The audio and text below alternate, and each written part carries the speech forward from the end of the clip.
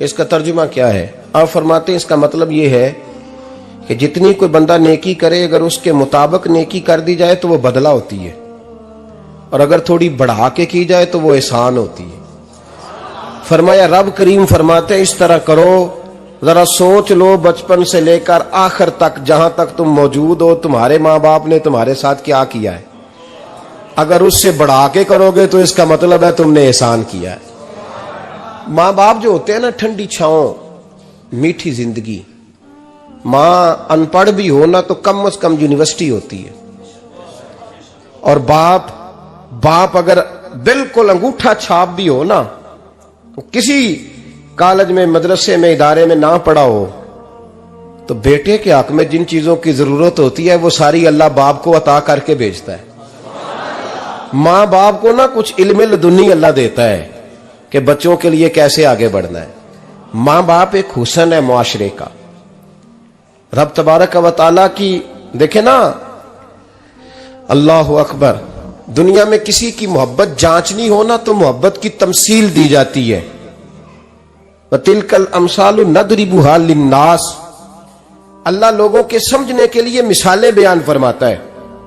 अल्लाह तबारक व तआला ने जब अपना आप समझाना चाहा ना, तवज्जो है मेरी बात पर, जब मालिक ने अपना आप समझाना चाहा तो मेरे रब ने माँ बाप की मिसाल बयान फरमाई। रब्बिरहमहुमा कमा रब्बयानी सगीरा, या अल्लाह उन दोनों पे रहम फरमा। और ये लफ्ज रब यहां दो माने में आया है, उलमा बैठे। रब का माना होता है तदरीजन पालना का, या अल्लाह उन दोनों पे रहम फरमा जिन्होंने मुझे रब बन के पाला। यानी मतलब क्या, यहां रबूबियत का माना पालने के माने में, तदरीजन पालना। मेरे नबी पाक सल्लल्लाहु अलैहि वसल्लम ने फरमाया अल्लाह तुमसे 70 माओं से ज्यादा मोहब्बत फरमाता है। ये इमाम सुयूती ने दुर्र मंसूर में रवायत लिखी है। अच्छा भाई, अल्लाह ने भी मिसाल माँ की बयान फरमाई। फरमाया घर जाके अपनी अम्मा को देख लो, अम्मा तुमसे कितना प्यार करती है। बस उस प्यार को तोलना शुरू कर तो 70 माओं से भी ज्यादा रब तुमसे मोहब्बत फरमाने वाला है। माँ के सीने में ना, देखे ना, एक बच्ची होती है बीए, वो उसने कर लिया, उसकी अम्मा रोज कहती है बेटे सवेरे उठा कर। सास के पास जाएगी तो वो कहेगी कि इसकी अम्मा ने सवेरे उठना सिखाया ही नहीं, और बेटी कहती है अम्मा जी तो जावांगी वेखी जाएगी। अच्छा, उसकी शादी हो गई, उसकी सास ने आहिस्ता आहिस्ता शिकवे शुरू कर दिए, खामन से कहने लगी तू इसको उठाता ही नहीं सवेरे। वो भी कहता है कमरे में जाके अम्मा शिकवा करती है तू उठती नहीं। और बच्ची लाडली थी, वो नहीं थी उठती टाइम पे। जिंदगी के 22 साल 23 साल वो सवेरे नहीं उठी, वक्त पे नहीं उठी, मिसाल दे रहा हूं। फिर उसी बेटी को अल्लाह ने एक बेटा अता कर दिया। सुबह 100 आवाज उसकी अम्मा देती थी पर उसकी आंख नहीं खुलती थी, लेकिन उसी बेटी का बेटा सहरी के वक्त हल्का सा रोता है। सारी दुनिया सोई है पर अम्मा उसकी फटाफट जागती है, फटाफट जागती है। एक आदमी था तो उसकी बीवी इंतकाल कर गई और उसने तलाक दे दी। 10-11 साल का उसका बेटा था, उसने दूसरी शादी कर ली। एक दिन अपने बेटे से कहने लगा बेटे वो सगी अम्मा ठीक थी या ये वाली ठीक है? तो बेटा कहने लगा अब्बा जी ये ठीक है, वो सगी अम्मी झूठ बड़े बोलती थी, सगी अम्मी झूठ बड़े बोलती थी, झूठी थी, ये सच्ची है। उसने कहा बेवकूफ तेरी मां झूठी थी। उसने कहा अब्बा बड़ी। कहा किस तरह? कहने लगा अब्बा जी मैं ना, कभी आपको पता मैं शरारती हूं, कभी मैं शरारत करता था ना, कोई बर्तन तोड़ देता था तो मेरी सगी अम्मा मुझे थप्पड़ मार के बाहर निकालती थी। कहती थी मैं ताला लगाऊंगी बावर्ची खाने को, तुझे सारी रात रोटी नहीं देनी, तू आज भूखा ही रहेगा।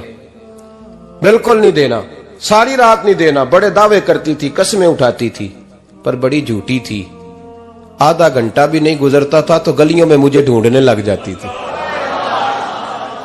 ढूंढ के लाती थी, ढूंढ के, और ला के ना तो गलती मेरी होती थी, रोना मेरी अम्मा शुरू कर देती थी। वे ओए मैनू ना सताया कर वे पुत्रा। फिर मेरी मर्जी का खाना मुझे पका के देती थी, मेरी मर्जी का। और फिर मेरी अम्मा मुझे तोहफा भी देती थी। अब्बा जी वो झूठी थी, पहले कह रही थी सारी रात नहीं देना, अब आधा घंटा। ये बड़ी सच्ची है जवाब भाई है। मैं शरारत करता हूं तो थप्पड़ मार के निकाल देती है, कहती है रोटी नहीं देनी। फिर मैं सारी रात रो के गुजारता हूं पर नहीं देती। ये सच्ची है, वो झूठी थी। तू मां के दर्द को क्या समझे। बच्चे तो कहते हैं अम्मा ने हमें कैद कर दिया, अम्मा कहती है मेरी मर्जी से खाओ। और तुझे नहीं पता उसने कैद नहीं किया, वो तुमसे प्यार बड़ा सच्चा करती, और बड़ा सच्चा प्यार करती है तेरे साथ, बड़ा सच्चा। बेटा बर्गर खा के आ जाता है, अम्मा कहती है रोटी खा ले, कहता नहीं आपने बैंगन पकाए हुए हैं मैंने नहीं खाने।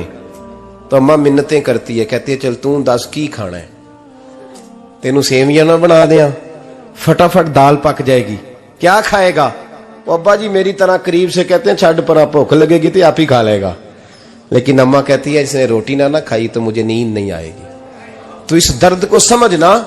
मैं गुलाम हूं एक आस्ताने का, और मैं समझता हूं जो किसी का मुरीद ही नहीं उस पर तो साया ही नहीं, उसे चाहिए किसी बुजुर्ग का साया हासिल करे।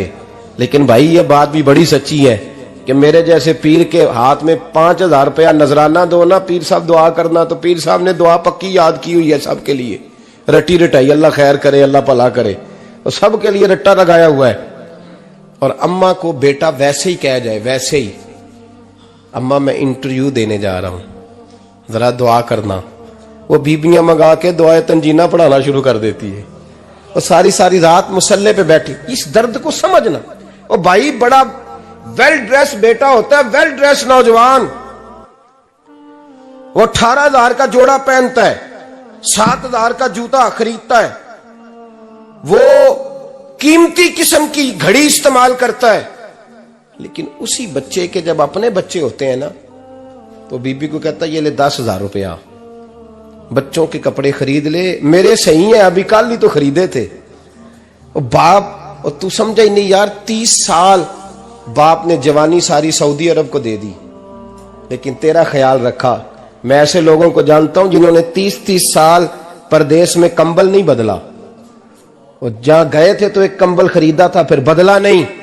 तू मां बाप के बारे में, और यहां बच्चे हिसाब करते फिरते हैं, भाई तो पिछले महीने भी 5,000 दिता सी, तुसी पैसे दा कर दे की हो, मां बाप से हिसाब करता है तू। तिरमिजी शरीफ के लफ्ज है, एक सहाबी ने आके अर्ज की या रसूल अल्लाह पैसे विरासत के नहीं, मेरे अब्बा जी ने नहीं दिए मुझे, और मैंने खुद मेहनत करके कमाए, अब मेरा अब्बा मुझसे पैसे मांगता है तो क्या करूं, और मेरे हैं, मैंने कमाए हैं, अब्बा जी ने नहीं दिए, विरासत नहीं, हिस्सा नहीं मिला। हुजूर मेरा अब्बा मांगता है तो मेरे लिए हुक्म क्या है। तो नबी पाक ने फरमाया क्या कहा तुमने, पैसे तेरे हैं? कहा हुजूर हाँ। तो फरमाया अब्बा किसका है? कहा या रसूलल्लाह मेरा। तो फरमाया अगर तू अपने वालिद का है तो तेरी हर शय तेरे वालिद की है, तू भी तेरे वालिद का है तो तेरा माल भी तेरे। मां और बाप ये तो हुस्न है जिंदगी का, ये तो वकार है इंसान का। जब तक मां बाप का हाथ पकड़ के चलोगे ना, रास्ते सीधे रहेंगे, और जिस दिन उंगली छोड़ के सड़क पे निकलना पड़ा ना, सर चकराने लगेगा। याद रखना ये बड़ा मुश्किल काम होता है। लोगों का तो रुख ही उस दिन वाज़े होता है जिस दिन आदमी साये से महरूम होता है। अम्मा तो कमरे में पड़ी हो ना, औरंगजेब आलमगीर की मां फौत हो गई, 350 कमरा था महल का, और अम्मा 12 साल टांगों से माजूर रही औरंगजेब आलमगीर की। अम्मा 12 साल कमरे से निकल नहीं सकी, साथ ही वॉशरूम था या जो भी उस दौर में तरीका था। औरंगजेब जब महल में आते थे तो फिर भी सीधे अम्मा के पास जाते थे, और जब वापस निकलते थे फिर भी अम्मा के साथ। औरंगजेब की मां का जनाजा उठा तो औरंगजेब ने रोना शुरू किया। फिर सालों बीत गए पर उसके आंसू खुश्क नहीं होते थे। एक शख्स ने कहा तेरी कोई अनोखी मर गई है, सारी दुनिया की मरती हैं।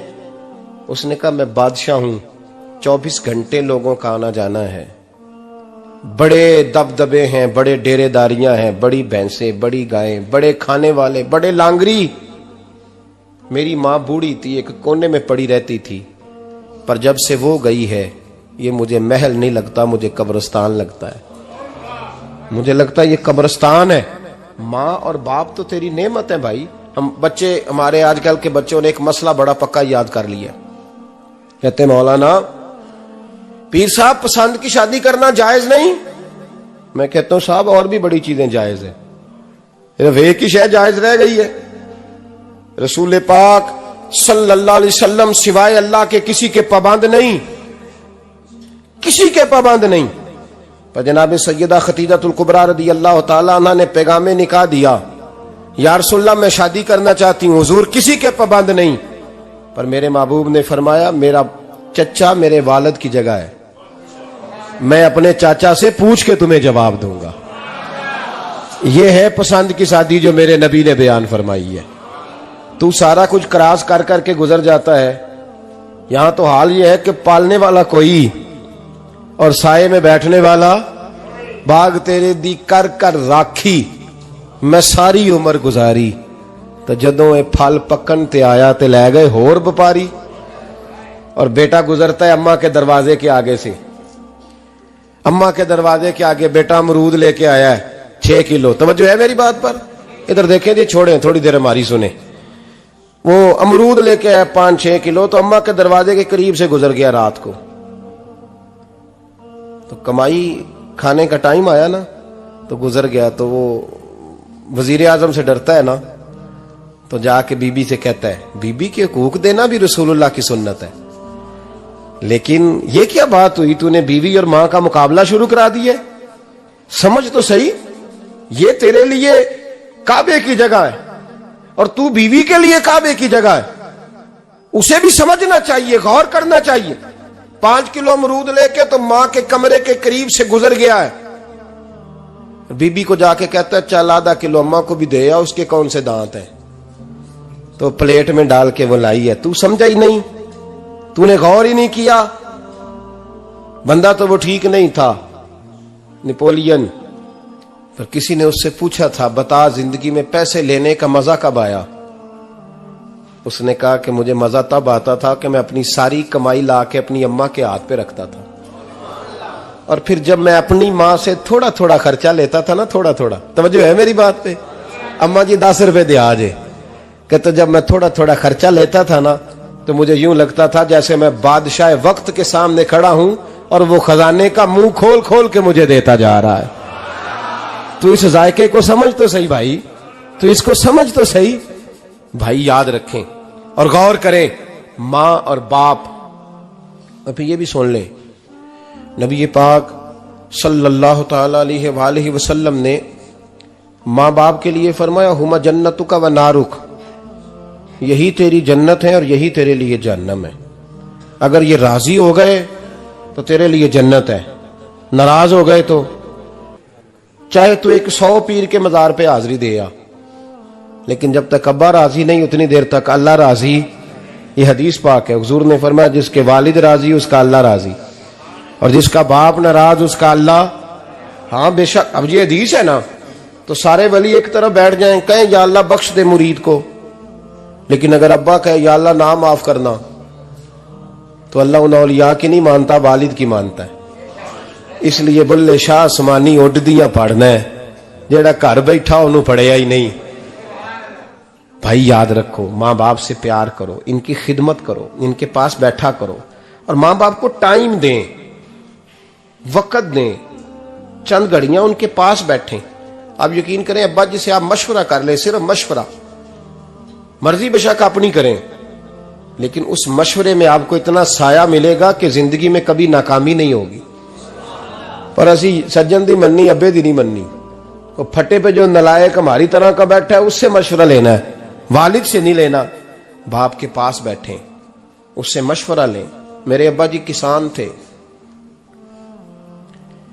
मैंने अपनी जिंदगी में ढेरों चीजें अपने बाप से सीखी हैं, दर्जनों चीजें सीखी हैं। मेरे वालिद बड़े खुददार थे, मिजाज में अजीब सी खुददारी थी। कोई बंदा कभी हाल पूछ लेता था ना कि हालात किस तरह के हैं, तो फरमाते थे भाई अगर बताना हुआ तो अपने अल्लाह को बताऊंगा। अल्हम्दुलिल्लाह बड़ा फजल है, मैंने उनके हाथों पे हमेशा छाले देखे, हमेशा छाले, लेकिन उनका हाथ कभी किसी दुनियादार के सामने फैलता हुआ नहीं देखा। लोग मुझे कहते हैं आप किस पीर साहब के साहबजादे हैं, तो मैं कहता हूं मैं उस पीर का साहबजादा हूं जिसने मेहनत करके हलाल की कमाई खाई सारी जिंदगी। ये लोग पीर नहीं होते, ये मुर्शिद नहीं होते, और मैंने दर्जनों चीजें सीखी उनसे। तो सीखने तो बैठ, तुझे हजारों चीजें मिलेंगी। भाई अपनी जिंदगी में माँ बाप की तरफ देखो, सबसे जरूरी काम है इन्हें वक़्त दो। अम्मा के ओ भाई बड़ा मुश्किल है दुनियादारों से तारीफ कराना, ते अम्मा दे कोल ते एवं 2 मिनट राती बईए ना आखी अम्मा पैर कटे ना रजाई जो तेरे घुट छड़ा, ते अम्मा कहती जा मेरा पुत्र थकिया आया तू सो जाके, मैं कदों काम लगी सा, मैं कदों हल वान डई सा, जा सो जा जाके। बस ये कार्रवाई है, तूने 2 मिनट के लिए कह दिया, सवेरे पूरे मोहल्ले में तेरी अम्मा कहेगी अल्लाह मेरे पुत्र वर्गा पुत्र सारियां नूं दे। राती आउंदा है ते मैनू घुट के सौंदा है, अल्लाह घुटिया कोई नहीं सुया भी कार्रवाई पाई सू, लेकिन वो सबको बताती है। तो भाई इतनी कीमती चीज और तू छोड़ के मैं कभी जलसे से देर से आता था ना, अब तो जाता नहीं ज्यादा जगहों पे, कोशिश करता हूं कि चलो माहौल के मुताबिक, थोड़ा खुश्क आदमी हूं तो हर जगह सेट नहीं हो पाता, इसलिए कम जाता हूं। तो कभी रात को आते थे ना देर से, मेरी अम्मा जी शुगर की मरीज थी, तो मैं छोटे भाई को फोन करता था कि अम्मा जी सो गए, कहते सो गए। मैं कहता था कि तू ना इस तरह कर, नीचे आ जा, 2 बज गए, वो शुगर की मरीज है, आंख खुल जाए ना तो दोबारा लगती नहीं बुजुर्गों की, तो तू दरवाजा खोल दे, अंदर दस्तक दी तो दिक्कत होगी। तो मैं जूते उतार के अंदर दाखिल होता था, तो पहला कदम रखता था तो मेरी अम्मा बोल पड़ती थी पुत्र आ गए, आ गए। ओ भाई तू इस दर्द को समझना, कोई तुझे मिलेगा, कोई मिलेगा तुझे ऐसा। अब मैं दूर दराज भी चला जाता हूं, उनकी जिंदगी में नहीं जा पाया, कहते हैं हमने नहीं जाना, घर में रहना है, इस कैफ को समझ ले, इस दौलत के करीब हो जा। हजरत अबू हुरैरा रदी अल्लाह ताला अन्हु फरमाते हैं मेरी अम्मा बूढ़ी थी, मैं उनकी खिदमत करता था।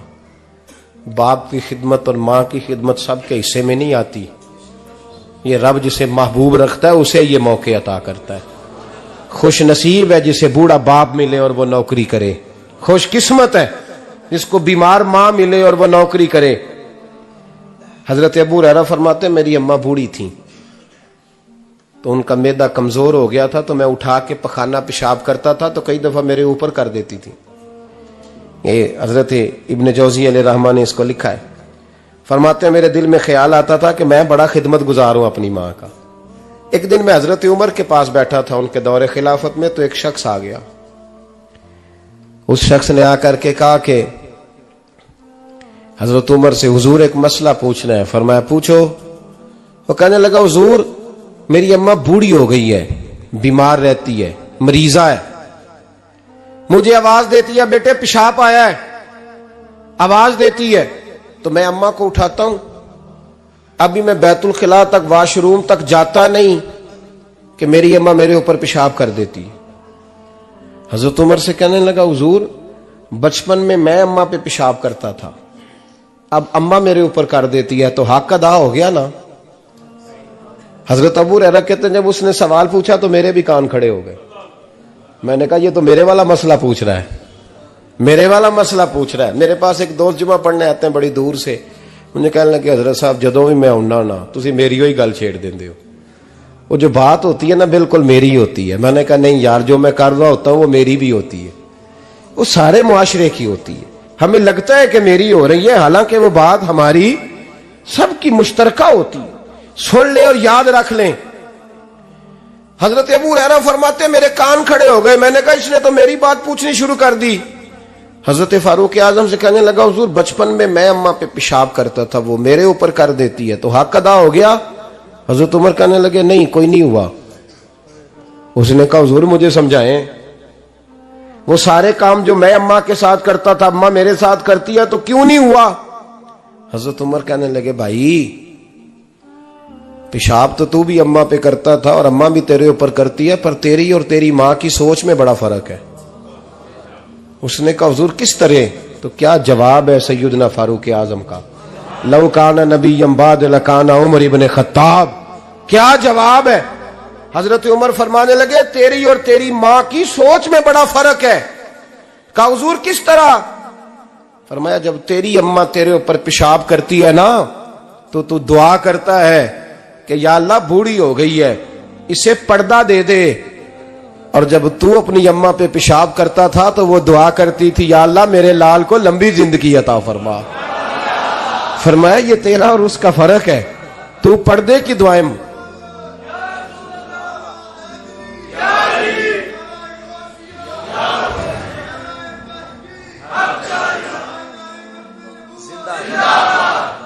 सुने अजीजों, कहा जब तेरी और तेरी मां की सोच में, और नबी पाक सल्लल्लाहु अलैहि वसल्लम ने फरमाया है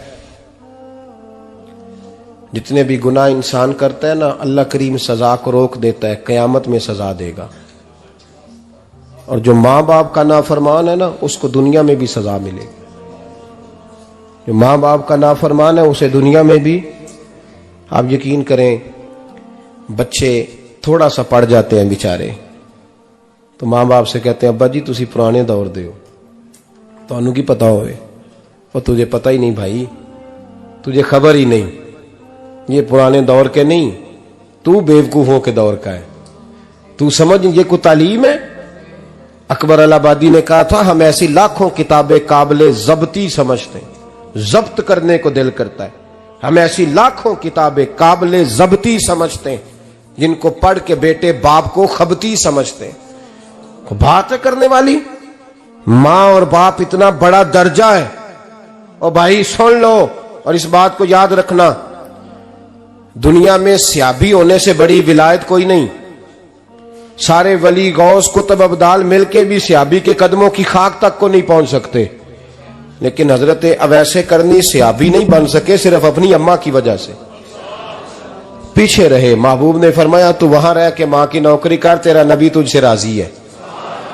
इतना बड़ा काम उन्होंने छोड़ दिया, हुजूर की जाहिरी ज़ियारत नहीं कर पाए, और तू कहता है मैं फलाने पीर साहब के आस्थाने पे होता हूं, अम्मा बड़े भाई के पास होती है, मैं जाता हूं तंजीमों के साथ, जमातों के साथ, और अम्मा फलाने के साथ। ये कैसी बात हुई?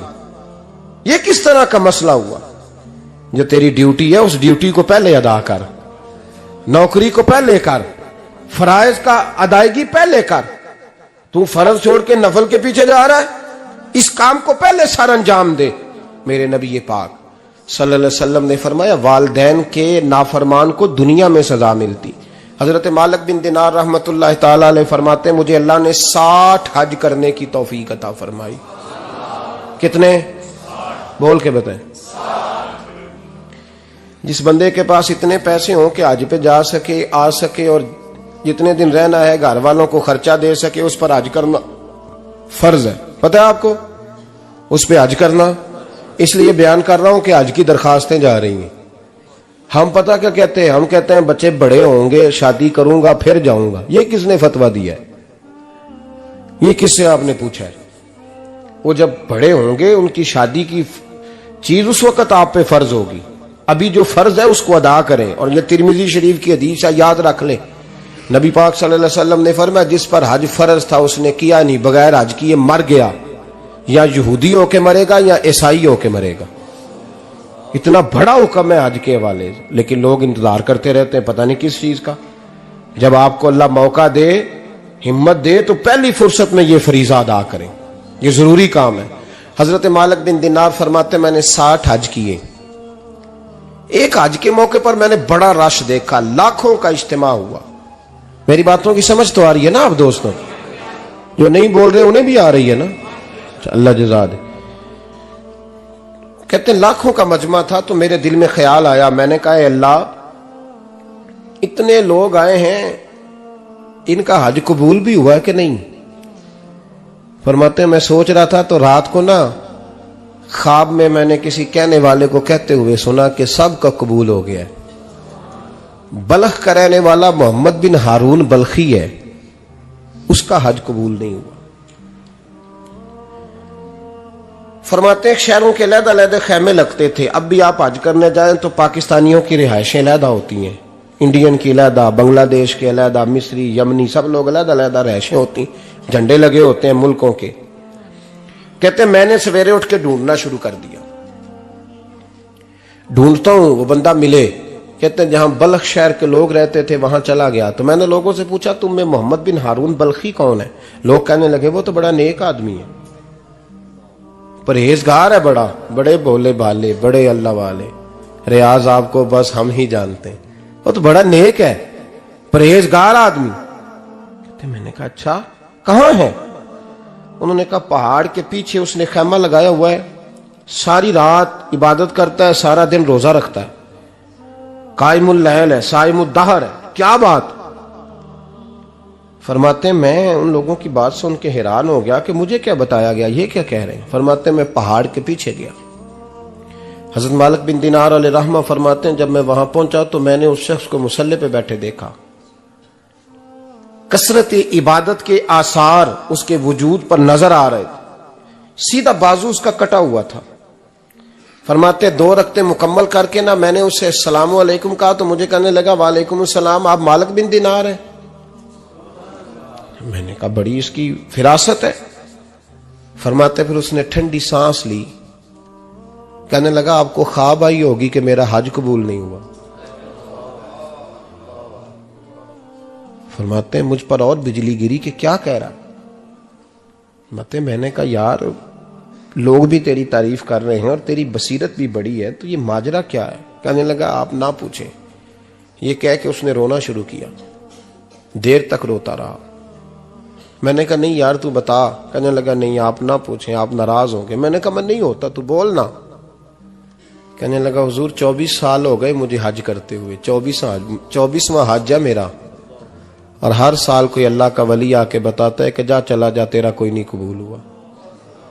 बेपरवाही वेख सज्जन दी जिथे किसे दी पेश ना जावे, उन्हें ताजा वाले दर दर रोले ते मंगते तख्त बिठावे।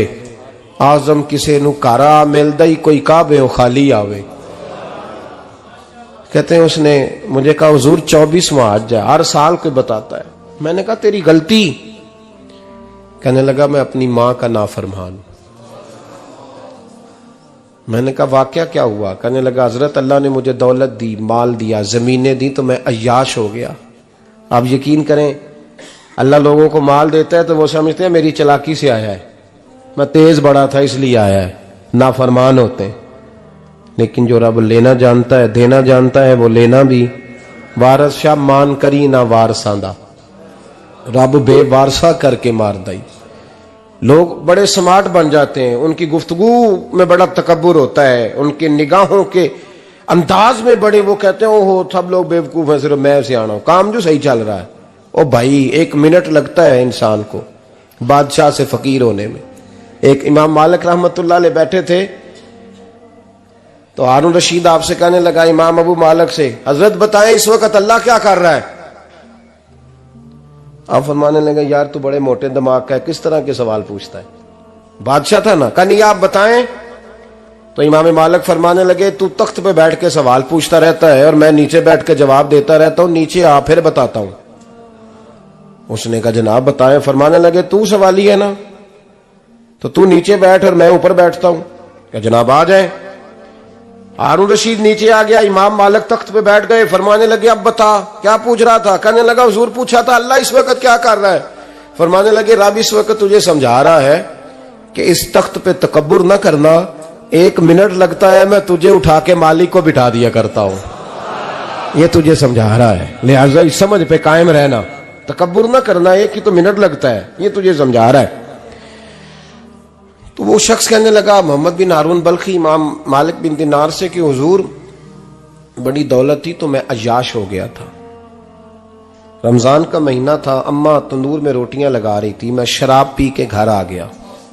हमारे यहाँ ये भी फैशन है ना, अब मेहंदी वाले दिन चौधरी साहब के डेरे पे जवान शराब पीते हैं तो पूछते हैं हाजी साहब आप तो हाजी भी हैं, तो डेरे पे मुंडे क्या करते रहे। कहते मैं डेरे तो सा मैनू नहीं पता, वो कार लगे सन। हाजी साहब आपको सारा पता है और अल्लाह आपसे पूछ लेगा।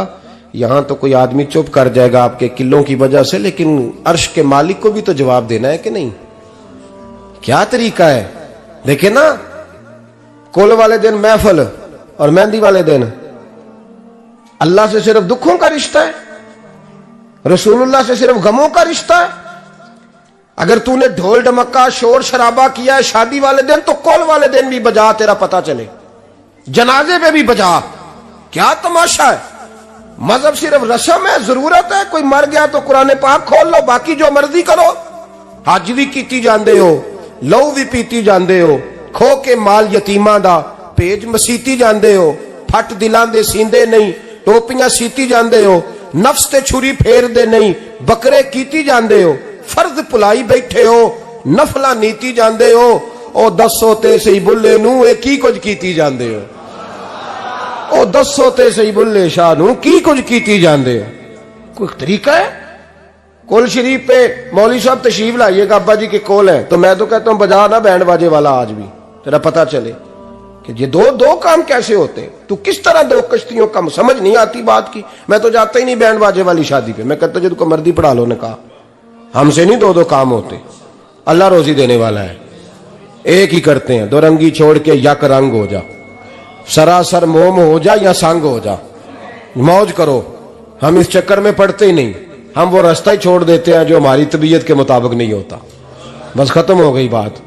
इसलिए गौर करें और याद रखें इस बात को। इमाम मालिक बिन दिनार रहमतुल्लाह अलैह फरमाते हैं, मुझसे कहने लगा पैसे आए तो मैं याश हो गया।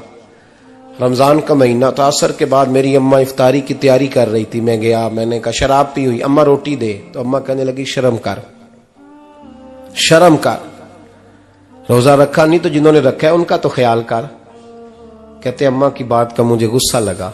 मैं कहा करता हूं बदनसीब है वो बेटा जिसका बाप उससे बात करते हुए डरता है कि पता नहीं कहां से बोलेगा।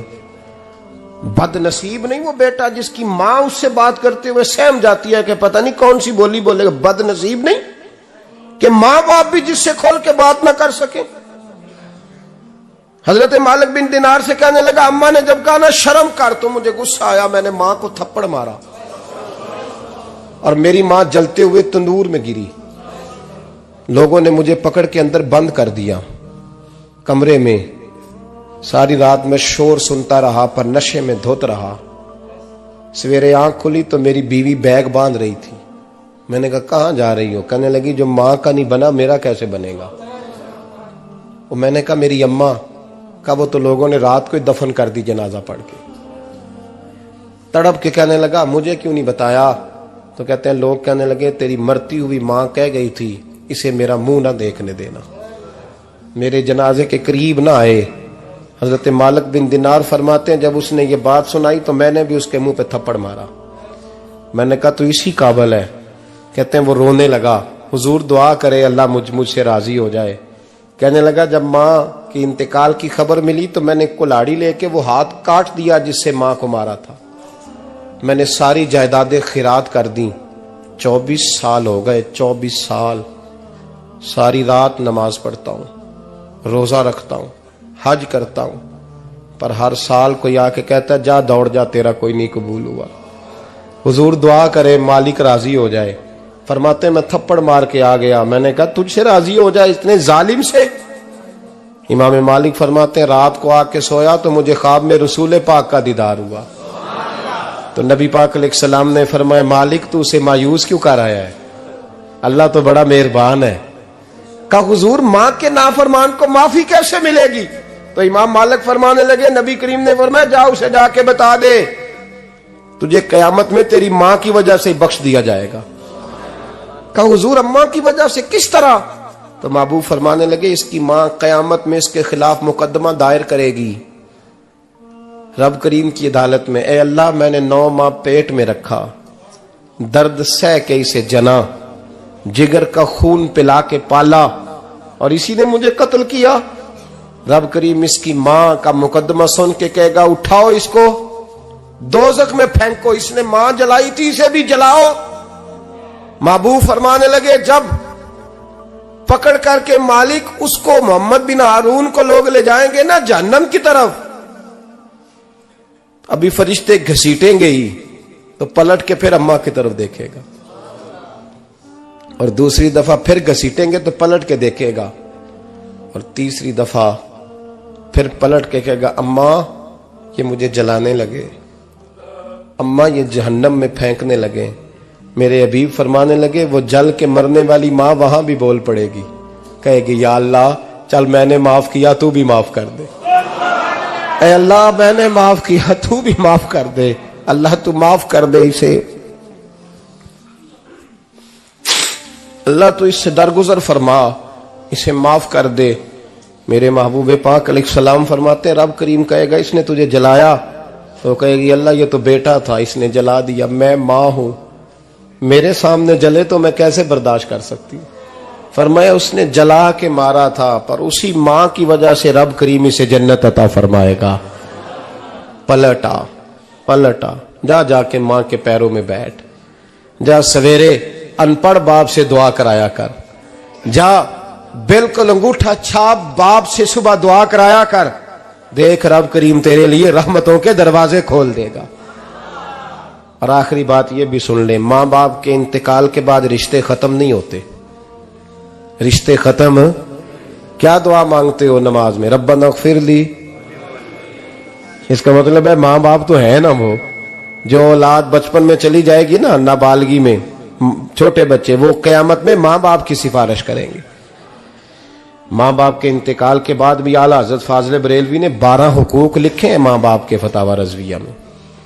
फरमाया उनके दोस्तों से दोस्ती रख, उन्होंने जो वादे किए थे वो वादे पूरे कर, अगर उनके जिम्मे कर्जे हैं तो अदा कर, और अगर तेरे माँ बाप जो नेकियां करते थे वो नेकियां जारी रख।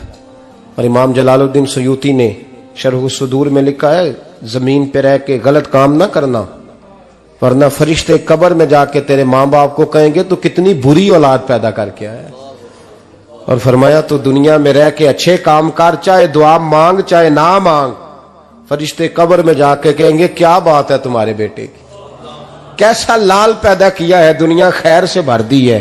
और भाई मुझसे कोई बंदा पूछे ना कि माँ बाप को इसाले सवाब का सबसे बेहतरीन तरीका, तो मैं कहता हूं बेटे नमाजी हो जाओ। क्या कर, ताकि हर नमाज की आखिरी रकत में तू कहे रब्बना इग़फिरली। नमाज अल्लाह की, जिक्र माँ बाप का, अल्लाह ने रख दिया है। रब्बना इग़फिरली हर नमाज की हर आखिरी रकत में खत्म शरीफ पढ़ा जाएगा। और नमाज के अंदर पढ़ेंगे इंशाअल्लाह ताला, पढ़ेंगे नमाज इंशाअल्लाह, वादा नहीं करा रहा। दाढ़ी किसकी सुन्नत है? नहीं, जिना नहीं रखी हो बोलो, जिना रखी हो तो बोलन डया ने। किसकी सुन्नत है? तो सरकार के गुलामों ने रखनी है, किसी और ने रखनी है? गुलाम कहते हैं अभी हम नेक ही नहीं, नेक होंगे तो रखेंगे। वो खुदा के बंदो, नेक तो सारी जिंदगी बंदा नहीं होता। कभी किसी ने दावा किया है वली गौस कुतुब ने कि अब मैं बिल्कुल गुनाह नहीं करता, मैं पाक साफ हो गया हूं? किया है कभी? ये शैतान का वसवसा है। दाढ़ी हुजूर की सुन्नत है, और रखो तो नबी पाक की मर्जी के रखो, पूरी मुट्ठी रखो, अपनी मर्जी की ना रखो। जितनी मुझे अच्छी लगती है उतनी मैंने रख ली। एक मुट्ठी दाढ़ी रखें, सारी दुनिया की ट्रेनें गुजरती हैं तो गुजर जाएं, नमाज का वक्त नहीं गुजरना चाहिए। बस खत्म हो गई बात। दुनिया तो चंद रोज है, ओ पईयां देश दियां कबरां जिन्हां ते फुल पे, उधरों कोई नहीं जी आमदा ते इधरों लखां गए। नमाज सबसे पहले, इसलिए कि रब रसूल के बगैर हमारा गुजारा ही नहीं, गुजारा ही नहीं। नमाज, कुरान पाक और दुरूद व सलाम, ये कज़ा होना ही नहीं चाहिए, जो मर्जी हो जाए। और साथ साथ सुन्नत और शरीयत का लिहाज करना सीखें। और मेरी अपील ये है, हर इमारत पे गुलाफ नहीं चढ़ता, सिर्फ खाना काबा पे चढ़ता है। हर किताब का गुलाफ नहीं होता, सिर्फ कुरान पाक का होता है। हर बीबी का पर्दा नहीं होता, सिर्फ मुसलमान औरत का होता है। जो चीजें पर्दों में होती हैं ना, वो मुकद्दस होती हैं। और भाई टाफी से भी रैपर उतार दो तो मक्खियां बैठने लगती हैं। तो जो बीबी पे पर्दा होगी उस पर बुरी नजरें नहीं जमेंगी। ड्यूटी है आपकी, बेटियों को पर्दा कराएं, बहनों को पर्दा कराएं, माँ बाप माओं को गुजारिश करें। पर्दा हुस्न है मुसलमान का। जिस घर में पर्दा रहता है उस घर में अल्लाह के फरिश्ते रहमत नाज़िल फरमाते हैं। ये कोई फैशन, कोई तरीका, कोई मतलब ही नहीं इन चीजों का। बापर्दा करें अपने घरों को। दुआ करता हूँ अल्लाह तबारक व तआला मेरी इस हाजिरी को कबूल फरमाए। अल्लाह आप सबका आना कबूल फरमाए। और जो कुछ मैंने कहा अल्लाह तबारक व तआला हमारे दिलों में, हमारी रूहों में इस जज्बे को जागुज़ी फरमाए। आखिर दावाना अल्लाह सलामत रखे। अब काफी नहीं हो गया काम? मैं तकरीर भी इतनी करता हूँ 35-40 मिनट की, यहां तो कुछ ज्यादा हो गई है मेरा ख्याल है। तो थोड़ी बात करने की कोशिश किया करता हूँ। चलो मेरी राय यह है कि खुराक थोड़ी हो तो हजम जल्दी हो जाती है। अरसलान साहब से मैंने कहा मेरा खाना ना पकाना। मेरा मौक़िफ़ ये है कि महफ़िलें सस्ती करनी चाहिए ताकि ज्यादा होनी शुरू हो जाए। महंगी बड़ी है, इसलिए मैं दस ना माड़ा बंदा ते हाथ ही नहीं ना पाता। तो मैं कहा करता हूं कि कम से कम खर्चा हो। हमारे करोड़ों रुपया सालाना लगता है महफिलों पर, अगर अरबों कह दूं तो फिर भी बात गलत, लेकिन उसका रिजल्ट हमें उस तरह का नहीं मिलता जिस तरह का मिलना चाहिए। लेकिन आपने अजमत वालदैन पे प्रोग्राम किया, मेरी राय यह है कि हुकूक ज़ौजैन पे भी होना चाहिए, और शादी से पहले हर बच्चे को मियाँ बीवी के हुकूक का पता होना चाहिए। बाद में 3 तलाकें दे के आ जाते हैं, कहते हैं मैंने पता ही नहीं सी। तो अगर पहले पता कर लेंगे तो ये तमाशा नहीं लगेगा, लेकिन ये काम होता नहीं। बहन भाइयों के हुकूक पर बात होनी चाहिए, ये बड़े जरूरी काम है। और ये भी सारा मेरे नबी पाक का मिलाद ही है, इसलिए कि ये बातें मुस्तफ़ा ने सिखाई हैं हमें सल्लल्लाहु। एक बात कही हजरत ने, मैं अर्ज कर देता हूं। मुहद्दिस इब्न जौज़ी रहमतुल्लाह अलैह एक बुजुर्ग के बारे में फरमाते हैं, वो कहते हैं कि बाज लोगों ने तो उनका अपना नाम लिखा है, और बाज जगह पे एक और बुजुर्ग का जिक्र है, और बयान रवायत हज़रत मुहद्दिस इब्न जौज़ी फरमाते हैं। वो कहते हैं कि मैं घर में कोई काम कराना था, काम होते हैं ना छोटे मोटे घर में, तो फरमाते हैं मैं मजदूर लेने गया बगदाद में। चौकों पे मजदूर सारी उम्र का मजदूर ही है ना बेचारा। अमीर तो अमीरतर होता जा रहा है और गरीब गरीबतर हो रहा है। हमारे तो पीर भी लोगों को कह रहे हैं फकीर हो जाओ, खुद अमीर होते जाते, खुद रोज बरोज अमीर हो रहे हैं। दुनिया को कह रहे हैं फकीर हो जाओ, तुम भी तो थोड़ा फकर इख्तियार करो ना भाई, जो दर्ज दे रहे हो। इल्ला माशाअल्लाह, सबकी बात नहीं करता। फरमाते हैं कि मैं ना मजदूर लेने गया, बगदाद के चौक में मजदूर बैठे होते थे, तो मेरी उन मजदूरों में से ना एक नौजवान बच्चे पे नजर पड़ी। बड़ा कमजोर सा वजूद था, लेकिन चेहरे पर इबादत का निशान था। माथा बताता था कि नमाज का बड़ा ख्याल रखता है। मैं उसके करीब गया, चेहरे भी बड़ा कुछ बताते हैं ना, चेहरों में भी बड़ी रानाई होती है। फरमाते हैं मैं करीब गया, मैंने उसको कहा बेटे मजदूरी करोगे? तो कहने लगा मजदूरों में बैठा हूं तो हुजूर मजदूरी के लिए ही तो बैठा हूं। तो मैंने कहा कि चलो फिर। कहने लगा नहीं मेरी कुछ शर्तें। मैंने कहा बताओ? कहने लगा पहली शर्त यह है कि लोग 4 दिनार दिहाड़ी लेते हैं, मैं 3 दिनार लूंगा। मैंने कहा यार बे तो बड़ी बेहतरीन है, बाकी भी इस तरह की रख ले। उसने कहा हुजूर दूसरी शर्त यह है कि मैं आपकी मुकम्मल बात मानूंगा, लेकिन जब अजान हो जाएगी फिर आपकी नहीं सुनूंगा। तीसरी बात उसने ये की कि हुजूर मैं आपके घर में काम करूंगा पर आपके किसी सवाल का जवाब नहीं दूंगा। कहते हैं मैंने कहा यार तू बड़ा अजीब है, शर्तें तो मालिकों की होती हैं। कहने लगा जी बहरहाल मैं शर्तें लगा के जाता हूं। फरमाते हैं मैं उसे घर ले आया, काम मैंने उसको बताया, तो जो काम मजदूर सारे दिन में करता है ना उसने 2 घंटे में कर दिया। हमारे मजदूर सिगरेट पीने में भी तो आधा घंटा लगाते हैं ना, वो चाय पीने जाएं तो पौना घंटा वहां। उनको भी तो दयानतदारी करनी चाहिए कि नहीं करनी चाहिए? ने मुआहदा किया है ना जी, तो पूरा उतरना चाहिए ना। कहते 2 घंटे में। अब काम जब बंदा शुरू कराता है तो काम और निकल आता है। कहते काम मैंने उसको और बता दिया, वो करने लगा। उसने मिट्टी निकाल के रखी थी बाहर रास्ते में, तो अजान हो गई जोर की। उसने वहीं कुदाल छोड़ी कई और चलने लगा। तो मेरा बेटा कहने लगा इसको जरा बराबर कर दो। कहने लगा चुप कर जा, तेरे बाप से बात हुई थी, जब अजान होती है तो मैं किसी और की नहीं सुनता, सिर्फ अल्लाह रसूल की सुनता हूं। कहते हो मस्जिद चला गया, नमाज पढ़ के आया तो दोपहर का वक्त था। मेरी बीबी कहने लगी इसको को खाना खा ले। कहते हमने कहा खाना खा लो, तो कहने लगा मैंने रोजा रखा हुआ, रमजान भी नहीं था, नफली रोजा रखा हुआ। फरमाते हैं शाम हुई, मैंने 3 दिनार दिए। तो मैंने कहा तेरा नाम क्या है? कहने लगा मैंने आपसे कहा था मैं किसी सवाल का जवाब नहीं दूंगा। तो वो चला गया। अगले दिन मैं फिर लेने गया उसे, काम कुछ और निकल आए। तो लोगों ने बताया वो सिर्फ हफ्ते वाले दिन आता है। मैंने कहा क्यों? कहने लगे जी वो कहता है मेरा हफ्ते का खर्चा 3 दिनार है, जब 3 दिनार कमा लेता हूं तो बाकी सारा टाइम अल्लाह रसूल की जिक्र में गुजार दिया करता हूं। फरमाते हैं जी अगले हफ्ते मैं फिर लेने गया, मैंने पूरा हफ्ता इंतजार किया कि काम उसी से कराना है। मैं जब गया तो मैंने कहा चलो। कहने लगा मेरी शर्तें याद है ना? और मैंने कहा याद है भाई, साथ चल। फरमाते हैं काम कराया, 2-3 हफ्ते वो आता रहा। 1 हफ्ते में गया तो लोगों ने कहा हुजूर आज नहीं आया। क्यों? कहने लगे बीमार हो गए।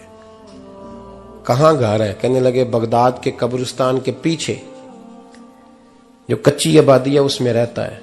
फरमाते मैं गया, दरवाजे पे दस्तक दी तो कहने लगा हुजूर आप हैं? दरवाजा खुला है, आ जाइए।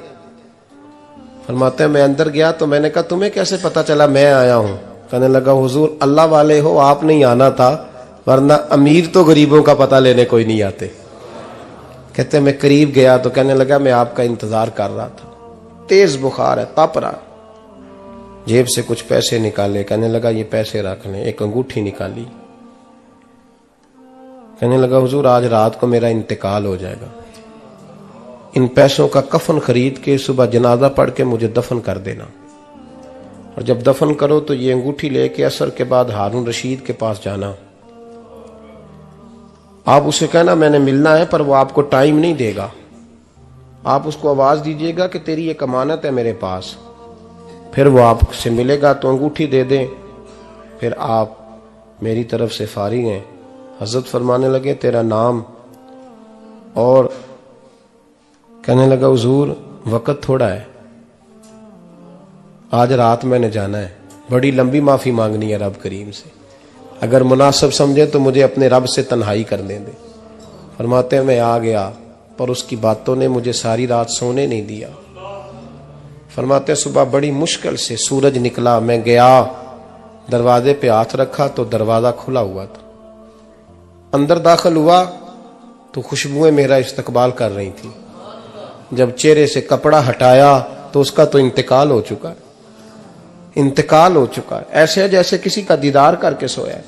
कहते मैं तो 2 आदमी ले गया था जनाजे पे, पर पता नहीं दुनिया किधर किधर से आई, कहां कहां से। अखां जदों मीटियां जमाना मैनू रोवेगा, अपना ते अपना बेगाना मैनू रोवेगा, अपना ते अपना। और मियां साहब ने कहा था बाद मरन दे मुखड़ा मेरा हो जावे जे ताजा, फिर समझ लेना महबूब मेरे ने आन पड़िया जनाजा। और किसी उर्दू के शायर ने कहा था मेरे मरने पे हर सू शोर मच जाएगा देखोगे, अल्लाह मेरे मरने पे हर सू शोर मच जाएगा देखोगे, कहने अलविदा सरकार खुद तशरीफ लाएंगे। फरमाते हैं मैं तो 2 बंदे ले गया था, पर पता नहीं मखलूक कहां कहां से आई। जनाजा पड़ा, दफन किया। हारून रशीद के पास में असर के बाद गया, मैंने बुलाना चाहा पर बादशाह था, मेरी तरफ देखा ही नहीं। मैंने उसको कहा तेरी एक अमानत मेरे पास है। फरमाते हैं वो मुझे कोने पे ले गया, क्या बात है, कमरे में बुलाया, मैंने अंगूठी दी। हारून रशीद तो चीखे मारने लगा, कहने लगा अंगूठी वाला कहाँ है? मैंने कहा वो तो इंतकाल कर गया। कहने लगा मुझे कब्र पे ले चल। कहते मैं कब्र पे लाया तो वो लेट गया, तड़प के रोने लगा। मैंने कहा मेरा कलेजा फट जाएगा, ना उसने कुछ बताया ना तूने बताया, ये कौन था? तो हारून रशीद कहने लगा ये मेरा बेटा था। मैंने कहा तेरा बेटा और मजदूर? कहने लगा हुजूर ये हजरत दाऊद ताई के पास बैठा करता था, उनका मुरीद था, मुझे रोज कहता था अब्बा तूने बड़ी दुनिया इकट्ठी कर ली है, मरते वक्त तुझसे टांगे समेटी नहीं जाएंगी, इतना हिसाब नहीं तू दे सकेगा। मैं इसको समझा देता, इसकी अम्मा समझा देती। ये रोज हमें कहता छोड़ दो, आ जाओ अल्लाह रसूल की बारगाह में झुक जाएं, हम समझ। एक दिन ये चला गया, कहने लगा फिर तुम्हारा रास्ता और है और मेरा रास्ता और है। ये सोने की अंगूठी गलती से इसके पास रह गई थी, गलती से हीरे की अंगूठी चली गई। कहने लगा देखो मेरे बेटे ने आज वो भी वापस कर दी है। फिर तड़प के कहने लगा हारून रशीद था तो ये मेरा बेटा, पर मेरा मुर्शद निकला, मेरा पीर निकला। भाई जिंदगी तो बड़ी थोड़ी है ना। बाबा साहब ने कहा था उठ फरीदा सुत्या, और दाढ़ी आ गया पूर, अग्गा नेड़े आ गया, पिछा रह गया दूर।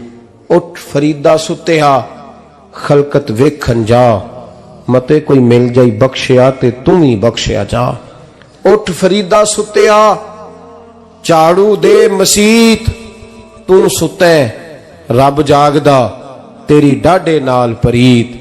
मेरा रब हमें भी अपनी बारगाह में कबूल फरमाए। आखिर दावाना अनिल हम्दुलिल्लाह। काफिर इसी पिच हो गया,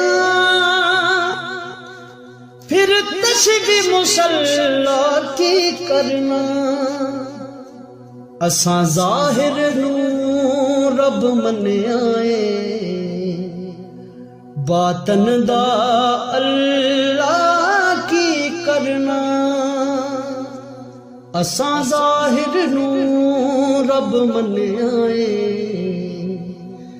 बातन दा अल्लाह की करना